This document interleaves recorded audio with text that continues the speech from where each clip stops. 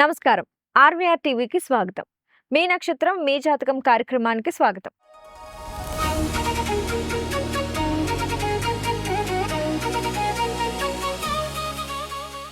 మనిషి పుట్టినప్పటి నుంచి జీవిత ప్రయాణం అనేది మొదలవుతుంది.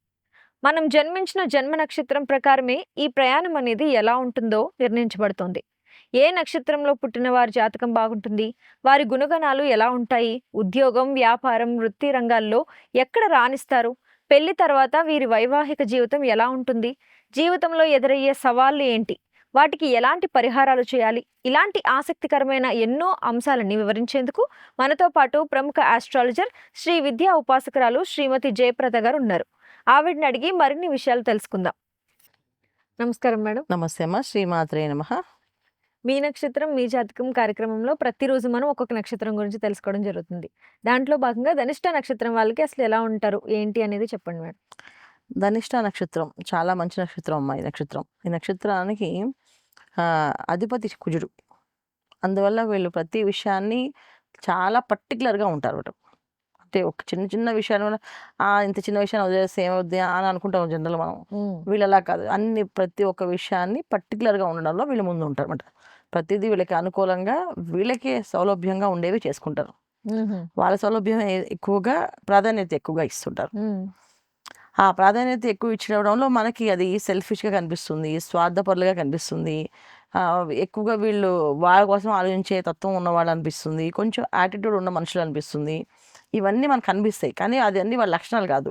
వాళ్ళకుండే ఏంటంటే వాళ్ళ పని వాళ్ళకి అవ్వాలి, అది తొందరగా చేసుకోవాలి, తొందరగా సాధించాలి, తొందరగా పైకి రావాలి అనే కోరిక. అంటే ఏంటంటే ధన సంపాదన మీద ఎక్కువగా కోరిక ఉంటుంది వీళ్ళకి.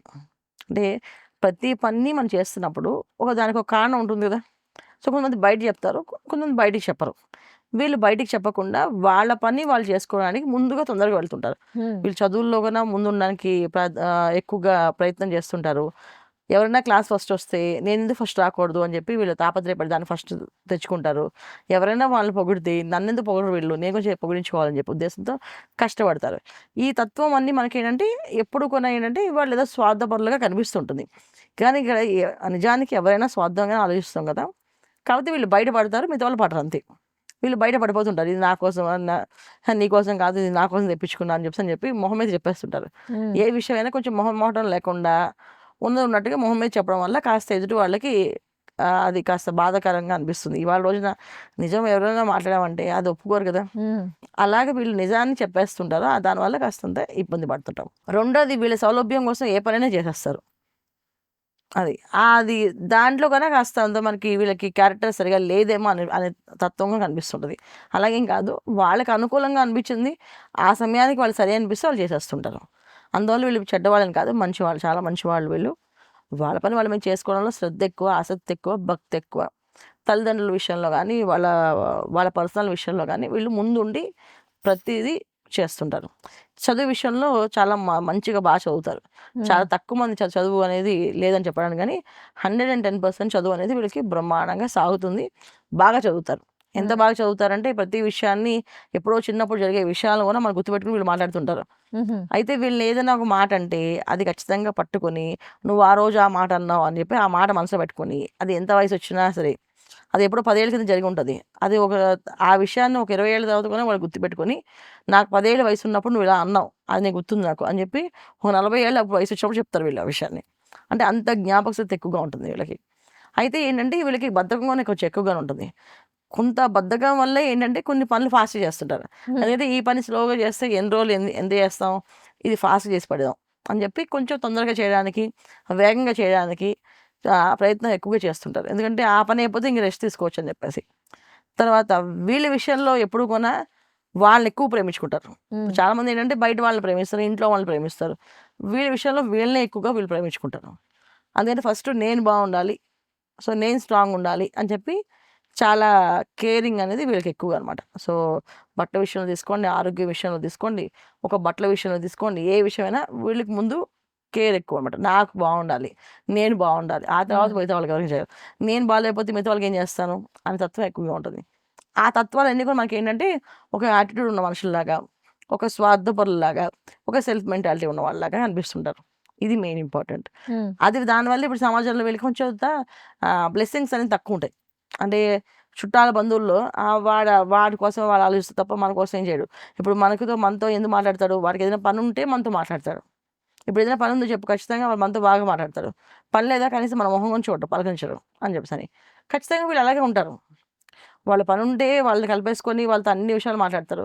పని లేకపోతే మాట్లాడరు. అంటే వాళ్ళని తక్కువ చేసే గుణం కాదు, వాళ్ళని తీసి పారేసే అనే గుణం కాదు వీళ్ళది. వాళ్ళ పని లేదు కదా, లేనప్పుడు ఎందుకు అంటే చాలామంది అచ్చమ్మ బుచ్చమ్మ కబుర్లు, ఈ సోంబేరి కబుర్లు ఇవన్నీ వీళ్ళకి ఇష్టం ఉండదన్నమాట. వీళ్ళకి అవసరం ఉన్నప్పుడు మాట్లాడతారు. అవసరం ఉన్నప్పుడు మాట్లాడితే ఫ్రెండ్‌షిప్, రిలేషన్‌షిప్ అనేది అవసరం ఉన్నా లేకపోయినా అలా ఉంటుంది కదా! దానికోసం మెయింటైన్ చేయాలా? మెయింటైన్ చేయడం కోసం ఏవో ఒక పిచ్చి పిచ్చి మాటలు మాట్లాడుతూ ఉండాలి వాళ్ళతోటి. అవసరం లేదు కదా! మంచి విషయం అవసరమైనప్పుడు మాట్లాడతాను అనే ఉద్దేశం వీళ్ళది. కానీ ఎదుటి వాళ్ళకి వీళ్ళొక స్వార్థపరులుగా కనిపిస్తారు ఎప్పుడు కూడా. హ్మ్. ఎప్పటికి వీళ్ళొక స్వార్థపరులు, ధనం మీద ఎక్కువ వ్యామోహం ఉన్నవాళ్ళు, ధన సంపాదన అనేది వీళ్ళకి చాలా ఇష్టం అనేది ఉంటుంది. ఖచ్చితంగా వీళ్ళకి ఇష్టమే. 100 ఇప్పుడు ఎవరికైనా ఇష్టమే కదా! ఇప్పుడు మీకు ఇష్టం ఉండదా ధనం సంపాదించాలని? ఓపిక ఉన్నప్పుడు, మనకి వయసు ఉన్నప్పుడు సంపాదించుకోవాలనే కోరిక ఉంటుంది కదా! అలాగే వీళ్ళకున. అయితే ఇక్కడ వీళ్ళ తొందరపాటు నిర్ణయాల వల్ల కొంతంత ఇబ్బందులు, కొన్ని వాళ్ళు తెచ్చుకునే కష్టాలు ఉంటాయన్నమాట వీళ్ళకి. హ్మ్. సో, ధనిష్టాకి మనకి 1, 2 పాదాలు మళ్ళీ మకర రాశిలో, మిగతా కుంభరాశిలో 2 రాశుల్లో ఉంటాయి. ఇక్కడ మకర రాశిలో, కుంభరాశిలో 2 డివైడ్ అయినప్పుడు 2 కూడా శని భగవానుడు ఒక రాశి. కానీ నక్షత్రానికి అధిపతి కుజుడు. ఇక్కడ వీళ్ళ జాతకాల్లో లగ్నాలు బావుంటే, వీళ్ళకి లగ్నం బావుండి, లగ్నానికి శుభగ్రహాలు వీక్షణ ఉంటే జీవితం బ్రహ్మాండంగా ఉంటుంది. ఒక లగ్నాలు బాలేపోతే జీవితంలో కాస్తంత కష్టాలనేది ఎక్కువగా ఉంటుంది. అది ఒక విధంగా చెప్పంటే లోబత్వము, కొంచెం మొండిగా ఉండడము, ప్రతి ఒక్క రూపాయిని బేరమాడుతుంటారు. చాలామంది అబ్బాయిలని చూస్తుంటాం మనం కూరగాయలు కొన్నప్పుడు. హ్మ్. ఆ రూ. 10 ఇచ్చేస్తావా లేదా? రూ. 10 ఇస్తావా లేదా? అడుగుతారు. రూపాయి ఇచ్చేసేయి అని చెప్పేసని. అదేంటో అవసరమైనప్పుడు నువ్వు రూ. 10 ఇస్తావు కదా! నువ్వెందుకు రూపాయి వదిలావంటే, లేదు నా రూపాయి నేను కష్టపడింది ఎందుకు ఇవ్వాలి అని అంటారు. ఈ తత్వం అన్నీ కూడా కొన్ని లగ్నాలు బాలేనప్పుడు అలా వాదన, మొండితనం, మూర్ఖత్వము, కాస్త సెల్ఫిష్ మెంటాలిటీ కనిపిస్తుంటాయి. అది హ్మ్. కొన్ని లగ్నాలకే. అన్ని లగ్నాలకి కాదు. హ్మ్. కొన్ని లగ్నాలకు అవి ఉంటాయి. కానీ నక్షత్ర వైస్‌గా తీసుకుంటే చాలా మంచివాళ్ళు. ఏదైనా మనం అడిగితే నోరు తెరిచి తొందరగా స్పందించి, కరుణించి ఎంతో కొంత మనం రూ. 10 అడిగామంటే రూ. 10 వీళ్ళు ఎవరికైనా ఒక రూపాయి ఇవ్వడానికి ఇష్టపడతారు. సరే ఏదో కొంత అడిగారు కదా! ఇద్దాం అని చెప్పేసి. కాకపోతే ఏ పనికున్నా వీళ్ళకి క్లారిటీ లేకపోతే చేయరమ్మా. వాళ్ళకి క్లారిటీ లేనిదే అసలు ఏ పని చేయరు వాళ్ళు. అది ఎంత సొంత వాళ్ళు చెప్పినా, తల్లిదండ్రులు చెప్పినా సరే వినరు. అందుకే వీళ్ళు సోమరిపోతు మొండి వాళ్ళు అనుకుంటాం మనం వాళ్ళని. తల్లిదండ్రులు చెప్తే కొంతమంది ఏంటి అమ్మ కోసం, నాన్న కోసం చేస్తారు. వీళ్ళు అమ్మ కోసం, నాన్న కోసం ఎవరి కోసం చేయరు. ఎందుకంటే వీళ్ళని ప్రేమించుకుంటారు ఎక్కువగా. వీళ్ళంటే వీళ్ళకి ఇష్టం. అందువల్ల వీళ్ళకి కన్విన్స్ అయ్యి వీళ్ళకి అది నిజంగా అవసరం అనిపిస్తే ఎంతైనా చేస్తారు.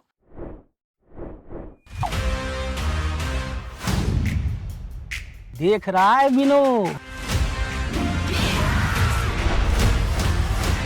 मुझे ये चाहिए सिद्धप्पा जी। ले लो। ठीक है, ले लेते हैं। किसी और में कोई आपत्ति? बहुत बढ़िया।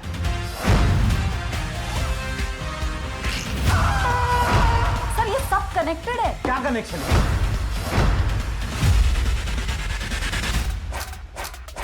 निशाना लगाया तो शिकार पक्का।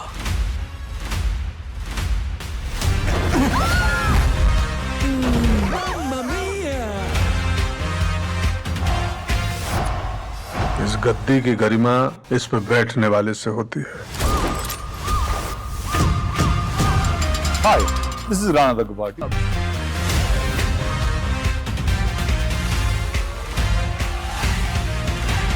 दिल खुश कर दिया यार का।